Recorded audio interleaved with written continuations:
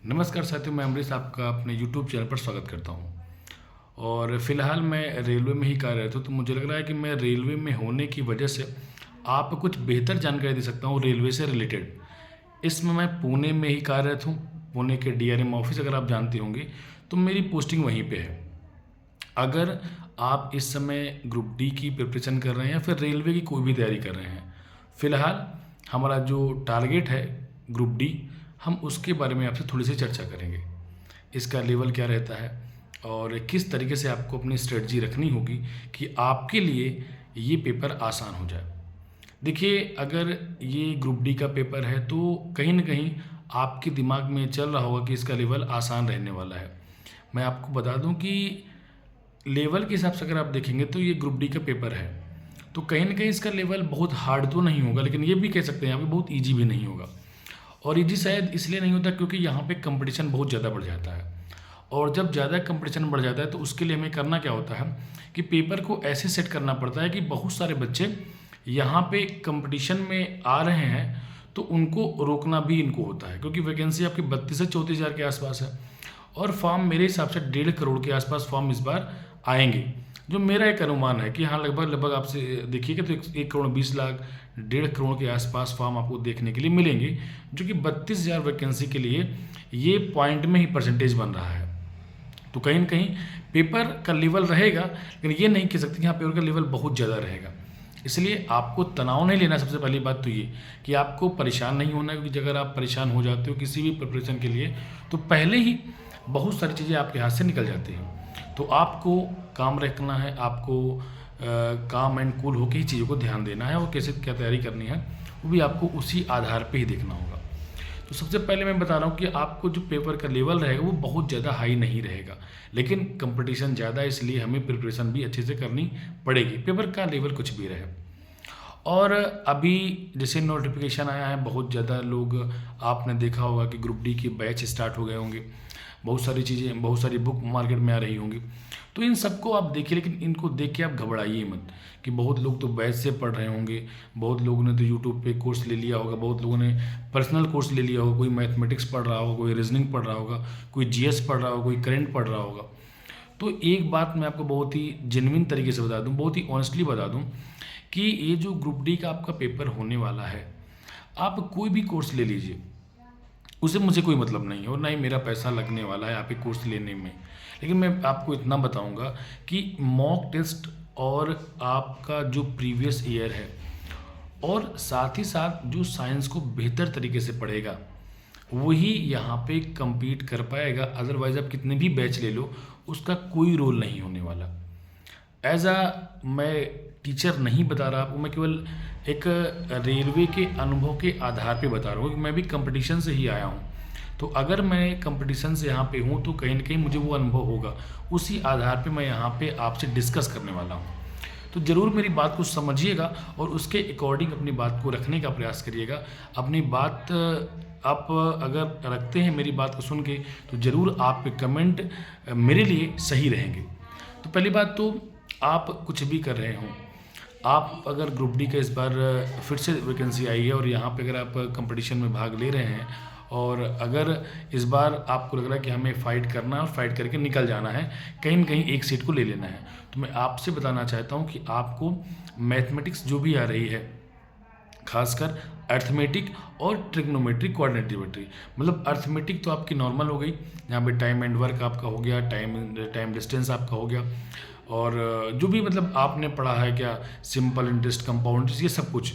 उसके अलावा अगर आप यहाँ पे जाते हैं कोऑर्डिनेट ज्योमेट्री में और साथ ही साथ ट्रिग्नोमेट्री में, ये दो एडवांस मैथमेटिक्स में दो बहुत इंपॉर्टेंट चैप्टर आपके हो जाते हैं।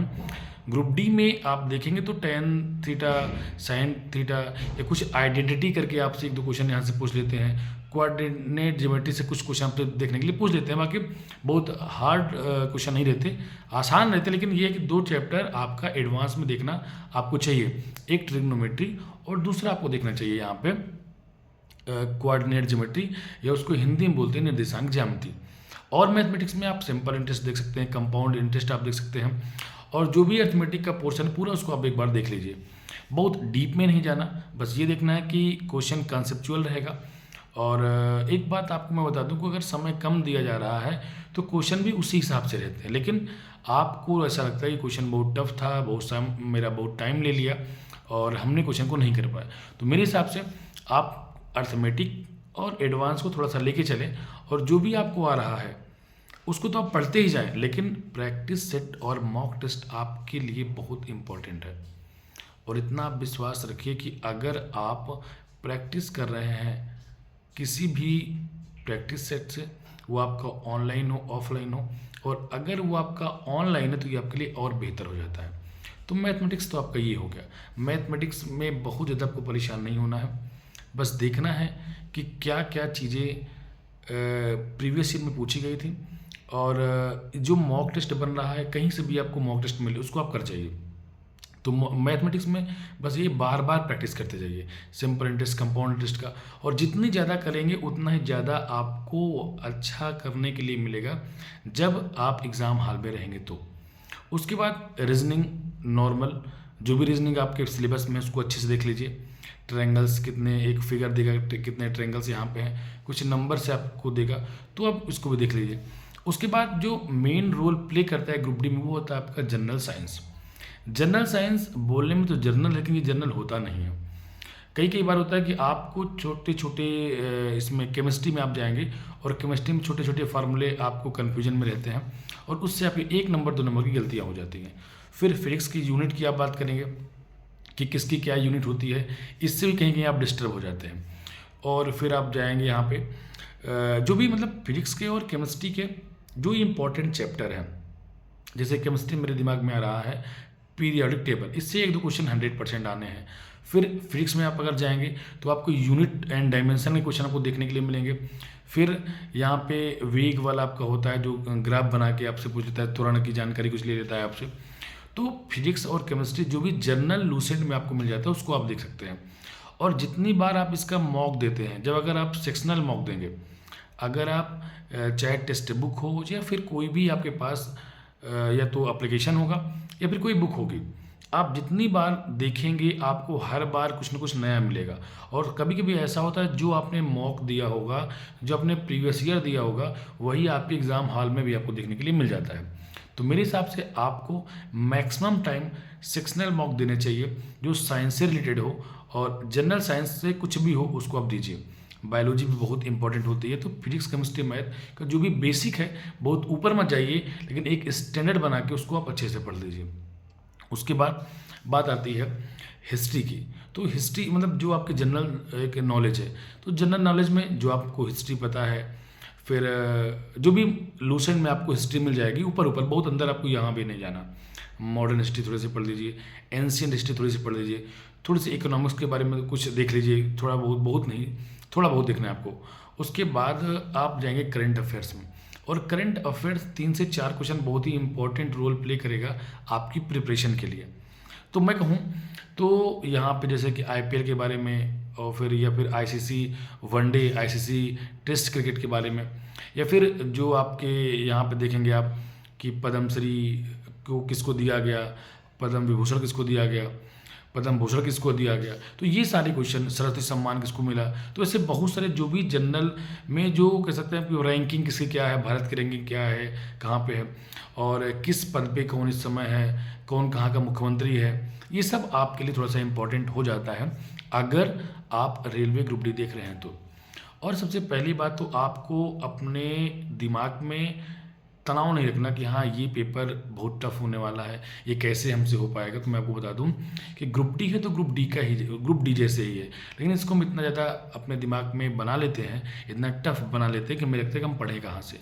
आप जहाँ से पढ़ रहे हैं अच्छे से पढ़ते रहिए, लेकिन आज से अभी से एक मॉक देना शुरू करिए, डेली एक मॉक आप दीजिए। उसके साथ साथ आप बाथरूम में हैं, आप बाथरूम में रहिए, ठीक है ना, आप बाथरूम में हैं, आप क्लासरूम में हैं, आप कहीं भी हैं, आपके पास अगर 5 मिनट का समय मिलता है तो आप एक सेक्शनल मॉक जरूर दे दीजिए। और सेक्शनल मॉक देने के बाद उसका जो भी एक्सप्लेनेशन हो उसको ज़रूर पढ़िए, और कुछ इंपॉर्टेंट पॉइंट्स उसको आप लिख भी लीजिए जो आपके लिए बहुत इंपॉर्टेंट है। तो इस पूरे वीडियो का सारांश मैं इतना ही निकालूंगा कि अगर आप सेक्शनल मॉक दे रहे हैं तो आप अपने लिए बहुत अच्छा प्लेटफॉर्म तैयार कर रहे हैं। सेक्शनल मॉक आपके लिए बहुत इंपॉर्टेंट है। मैथमेटिक्स में आप जाएंगे तो सिंपल इंटरेस्ट का कोई सेक्शनल मॉक हो जाएगा। फिर आप देखेंगे नंबर सिस्टम को भी सेक्शनल मॉक बना होगा। और ग्रुप डी में 250-300 टेस्ट आपको देखने के लिए मिलेंगे अगर आप टेक्स्ट बुक का लिए हुए हैं तो। उसके अलावा बहुत सारे प्लेटफॉर्म हैं, बाकी बहुत सारे कोर्स लिए हैं, कोई मतलब नहीं है। एक बुक लीजिए, उसी बुक को बार बार पढ़िए। और करेंट अफेयर्स बहुत इंपॉर्टेंट है, 4-5 नंबर आपकी लाइफ को बदल सकते हैं। खैर, ग्रुप डी है तो तनाव मत लीजिए, सिलेक्शन आपका होगा। कंपटीशन बेशक ज़्यादा है, लेकिन अगर आप एक अच्छी स्ट्रेटजी के तहत जाएंगे तो आप अच्छा कर पाएंगे। और कोई भी डाउट आपके मन में हो तो ज़रूर यहाँ पे हमसे पूछें, मैं आपको उस डाउट को क्लियर करने का प्रयास जरूर करूँगा। फिलहाल के लिए नमस्कार, हम फिर मिलते हैं अपने नेक्स्ट वीडियो में।